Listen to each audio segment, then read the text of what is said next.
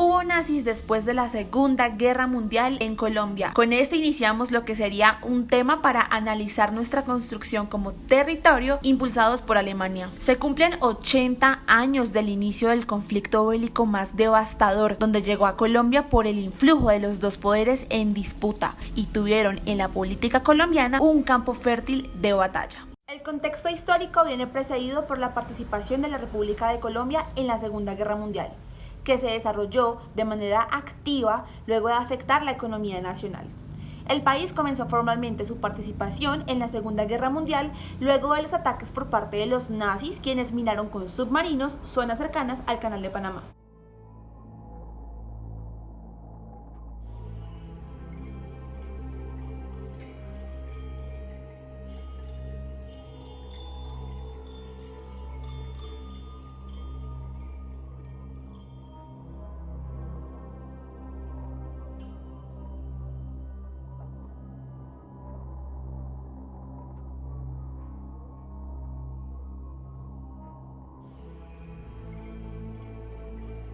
A comienzos del año 1941, el gobierno colombiano tendía a pensar que los últimos acontecimientos relacionados con la amenaza a la seguridad estadounidense y continental debido al asedio nazi sobre Gran Bretaña no podrían traer como resultado otra cosa más que la inminente participación estadounidense en la guerra. Además, en enero Japón había reafirmado sus lazos de alianza militar con Alemania e Italia, según comunicaciones de la legación colombiana en Japón al ministro López de Mesa. Factores, todos estos que determinarían el nuevo rumbo que el continente americano y en especial Colombia debía seguir.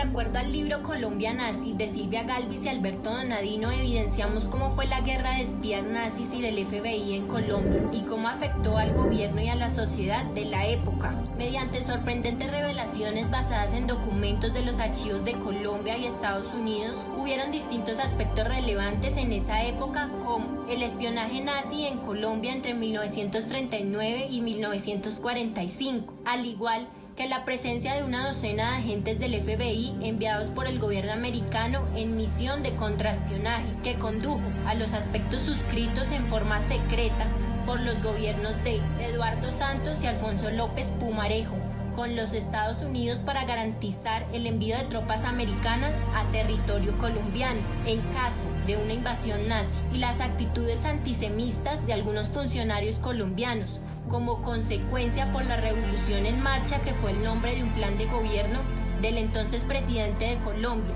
Alfonso López Pumarejo, durante los años 1934 y 1938. La colaboración absoluta con Estados Unidos surgió porque este veía peligrar su presencia en el Canal de Panamá, el granismo, agregándole el temor de la infiltración de la ideología nazi en el ejército colombiano.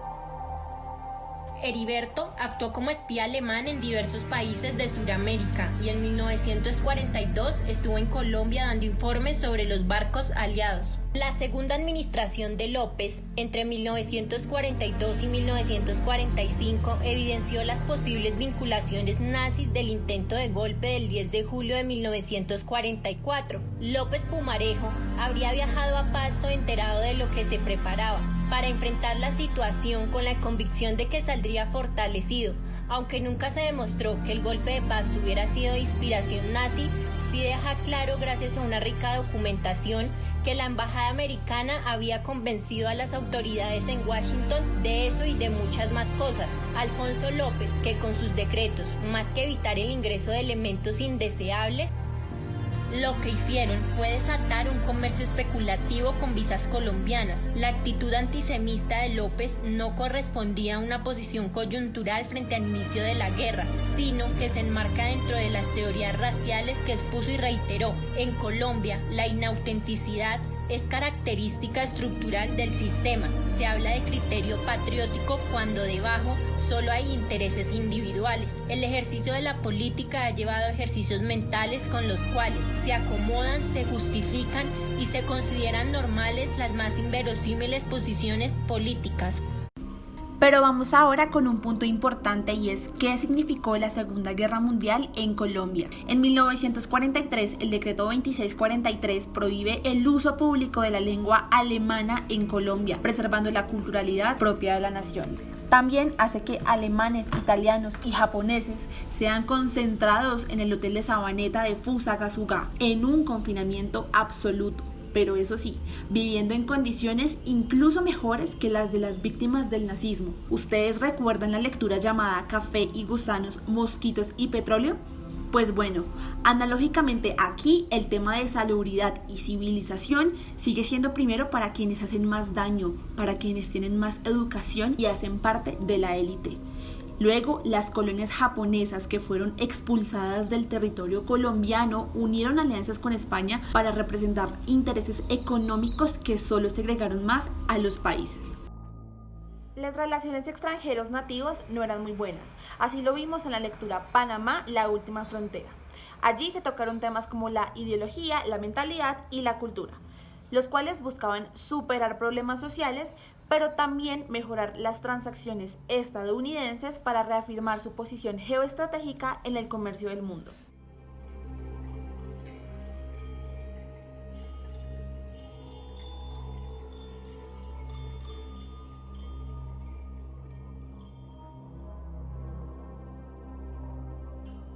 Asimismo, y por último, el hecho de que Adolf Hitler estuvo en Colombia.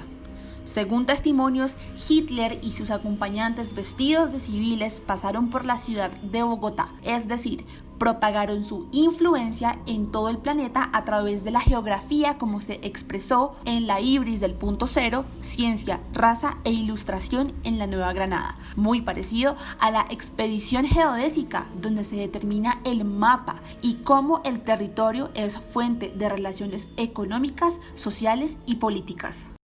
La presencia de los alemanes en Colombia fue muy importante, tanto como para la cultura, la sociedad y sobre todo la economía. E incluso vincular el nazismo en la actualidad puede incomodar un poco. Para brindarles un poco de contexto, en 1939, fecha en que estalló la guerra, gobernaba en el país el Partido Liberal en cabeza de Eduardo Santos. La política de este gobierno y de su sucesor, Alfonso López Pumarejo, fluctuó entre una aparente neutralidad y una colaboración absoluta con los Estados Unidos, que veía peligrar su presencia en el Canal de Panamá.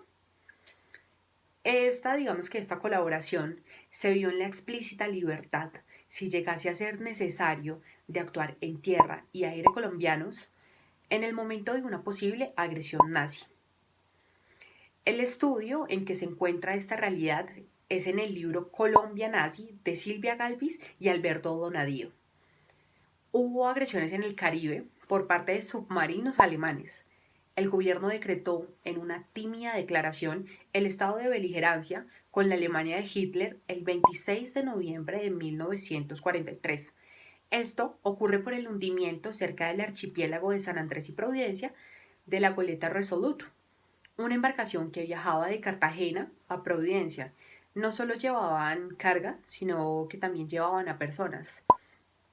Esa goleta fue ametrallada y hundida por un submarino alemán.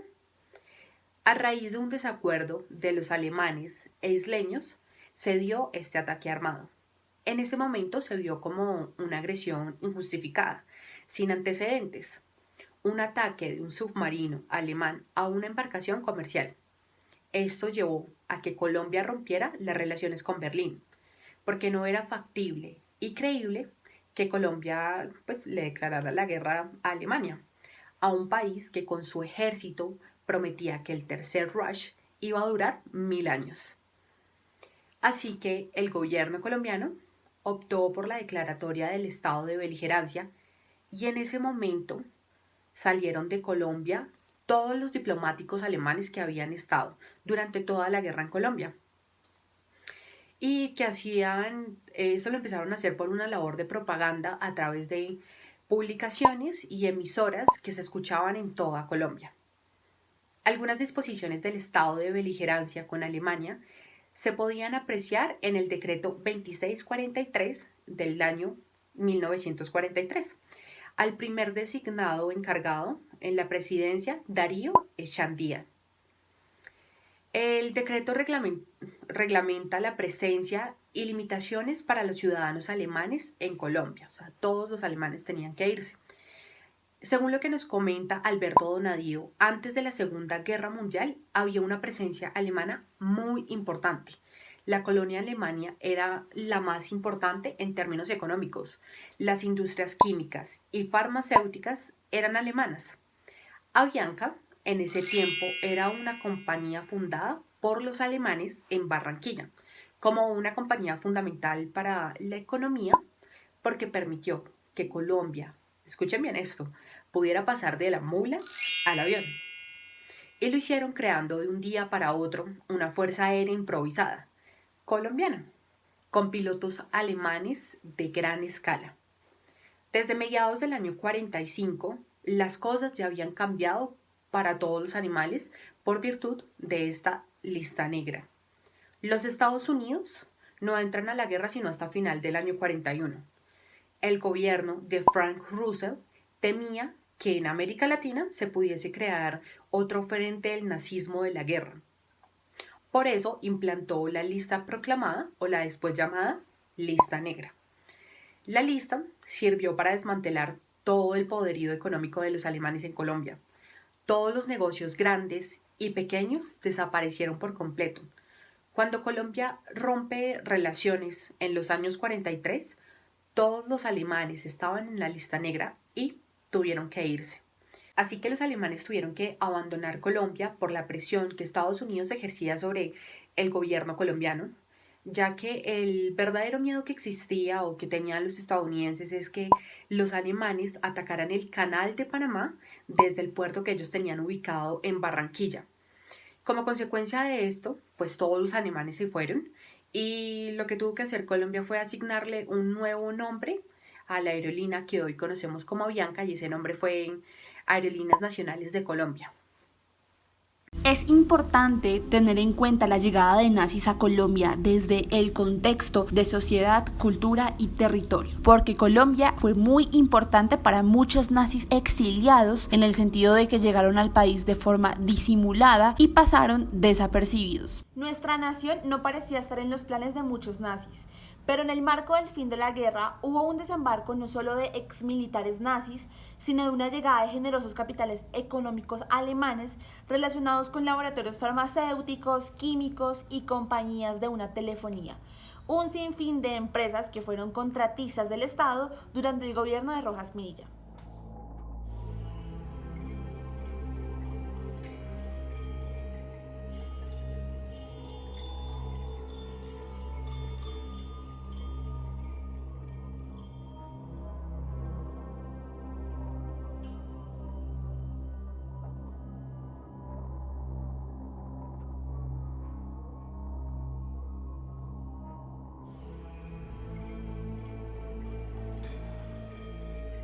En ese sentido, también llegaron pilotos alemanes que trabajaron en compañías como Avianca. Hubo una recepción masiva de capitales de los que los nazis en el exilio se aprovecharon para poder trabajar. Lo diferente es que esto era totalmente desconocido hasta el día de hoy y es algo muy importante en el contenido de la clase. Los nazis sin duda alguna conformaron y establecieron dinámicas relacionistas también, no solo en Colombia, sino en toda América Latina, por los años 1933 y 1945. Allí, todos los gobiernos militares de la época, especialmente el nuestro, avalaba la llegada de muchísimas empresas alemanas con capitales nazis para protegerse de la amenaza comunista. Por tanto, el mensaje que nos queda es sencillamente reconocer los datos históricos para contar bien lo que sucede en el mundo. Aún desde nuestro ejercicio como periodistas, depende de la forma en que interpretamos y la información que revelamos de y para el mundo.